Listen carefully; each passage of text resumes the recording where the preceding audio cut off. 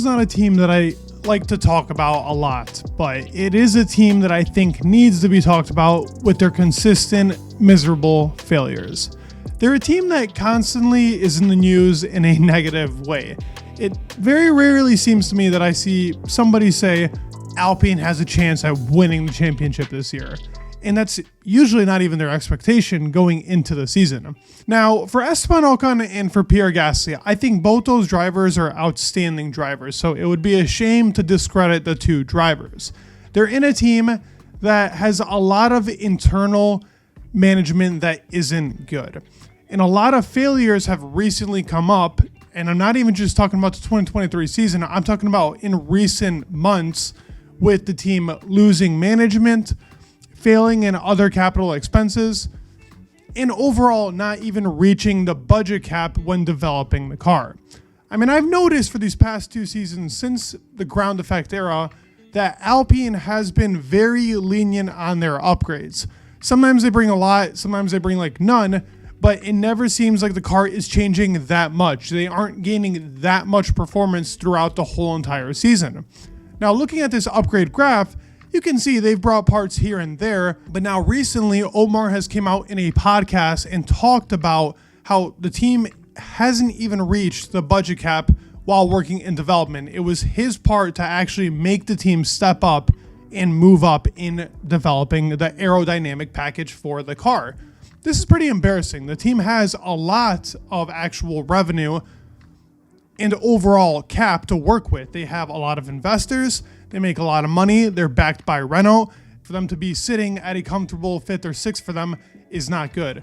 Aston Martin jumped them drastically. And now that's all kind of they talk about. Ocon is like, we need to make an Aston Martin jump.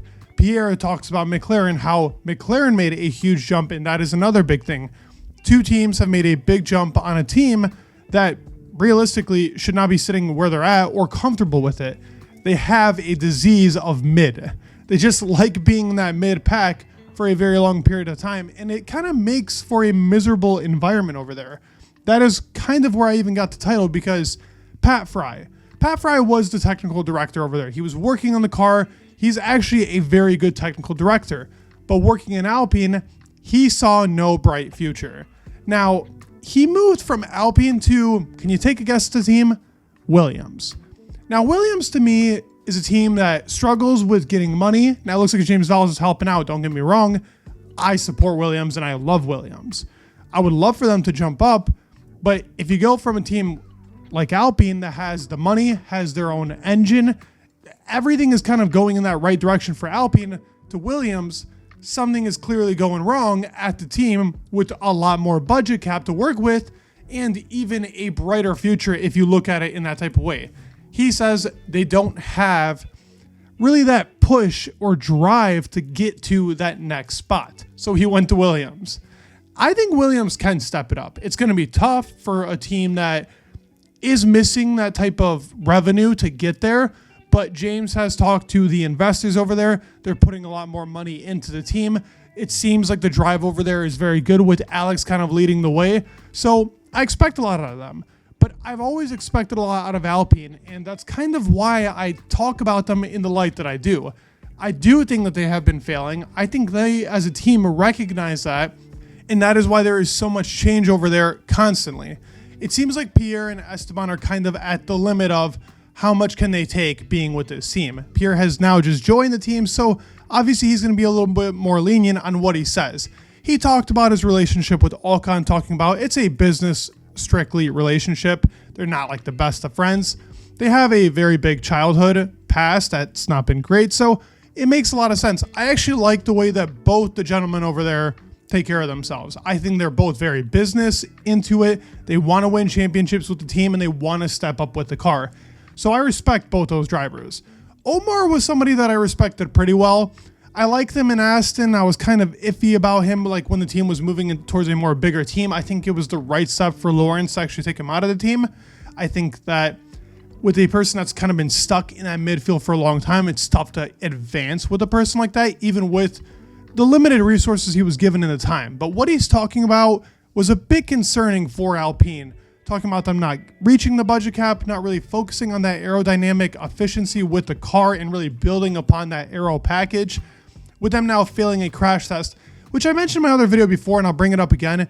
It's not the biggest of deals. Teams will usually fail these packages or crash tests because they're trying to get to the limit. So failing it and working your way back up on weight is much better than the other way around, because usually that means that you're overweight. In 2022, Red Bull and Mercedes both failed their packages. Cars still ended up coming out outstanding, specifically the RB18, not really the W13, but still, both cars were very good. So it does mean that it's not that big of a deal whether you fail it or not. It's a more bigger deal if you're actually just kind of passing it right away. So this is another failure that came to my mind, and I'm like, man, Alpine is still struggling on a lot of things. But I'm not going to really talk about it too much because, as I said, the crash test isn't that important. They say they have a new mindset. The whole entire team is kind of focusing on this 2024 car, which from the front to back will be new for them. That is what they say. A front to back new car with Matt Harmon over there working as technical director. That's the right step. They kind of only did a evolution to their 2022 car to the 2023, even though they weren't close enough. They were still a whole second behind than Red Bull. So that automatically in my head tells me the mentality within this team. Instead of stepping up in a way that could have been more of a let's fight for the top teams, they kind of took a car that was already midfield-ish, maybe getting up to the tops, and just went off of that. Most other teams would have just taken a huge step like Aston Martin did, which was changing completely the car and the philosophy of the car to try and fight with the top teams. That should be your goal every single year. Can you fight with the top? Ocon and Gasly are now talking about it. They're saying, even with this 2023 season, which was not the happiest, they have expectations of fighting at the top, which I do too. It's Alpine. We're not talking about Haas over here. They have the funding, they have the budget, they have a beautiful set of drivers. I really do think Ocon and Gasly are a set of drivers. Given the right car, can they fight Max? No. But I do think Gasly and Ocon are good enough to fight like Russell. And maybe in that push with Lando and Oscar, like the driver pairing is good. We have yet to see them in a car that is competitive enough. Pierre in that AlphaTauri was amazing. Ocon is very inconsistent in my eyes.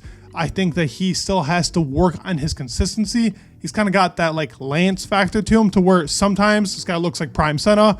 Other times he looks like, I don't know, can't really compare him to a driver because it's just who they are in their nature. They're very inconsistent drivers, the two of them. Both great drivers, but they have their moments. I think Gasly's a little bit more consistent, especially in the qualifying. Qualifying is where Gasly, I think, steps up a lot more.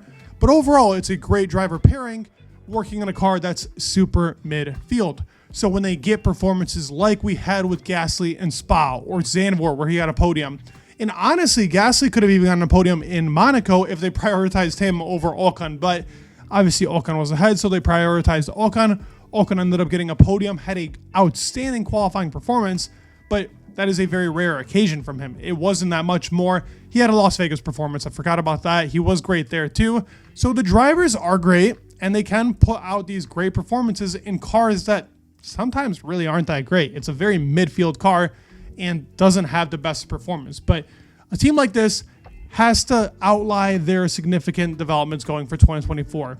They've already been working on the car since like July for 2024. Complete change, as you can tell with the upgrades. They didn't bring that much to it. Kind of changed the side pod, but nothing really else. Couple of floor upgrades that were very minor. So I'm expecting a brand new car, and I'm happy to cover this car because I would like Alpine to step it up to that next level for 2024. I really do think they could be competitive with Aston Martin and McLaren at the very least. Like, we never talk about them. I hope that they can take these constant failures and turn it into something that's not so miserable. I think we'd all like to see a little bit of a good step up from Alpine, but I'd love to hear your thoughts down in the comments below. Let me know what you guys think about the French team. Do you guys actually think there's any chance of them stepping up? It will be tough. I do think they have a tough road ahead of them, but I think it's very possible. Like, come on. They have the budget. They have their own engine, which is a whole story in itself. But I do think this team can step up, especially in the technological development. Let me know your thoughts down in the comments below. Please leave a like, subscribe. It'd mean the world. And peace.